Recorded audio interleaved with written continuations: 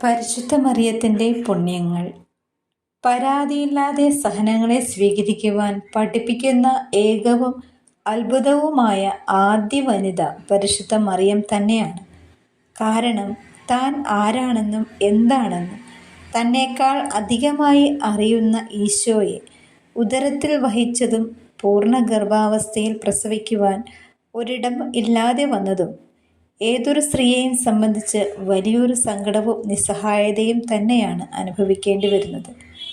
എന്നാൽ അമ്മ അതിനെ അതിജീവിക്കുകയും മാത്രമല്ല, അപമാനിക്കപ്പെട്ട അവസ്ഥയിൽ മറ്റുള്ളവരുടെ പരുഷവാക്കുകളിൽ തളർന്നു പോകാതെ, യൗസപിതാവിനെ ഒട്ടും തന്നെ വേദനിപ്പിക്കാതെ സ്നേഹത്തോടെ ചേർന്ന് നിന്ന് ആ ഹൃദയത്തെ തോൽപ്പിക്കുവാൻ ഈ ലോകത്തിൻ്റെ ഒരു ശക്തിക്കും സാധിക്കാത്ത വിധം അത്രമേൽ ഉന്നതമായിരുന്നു പരിശുദ്ധ അമ്മയുടെ സഹനങ്ങളുടെ പരിശുദ്ധി. ആമേൻ.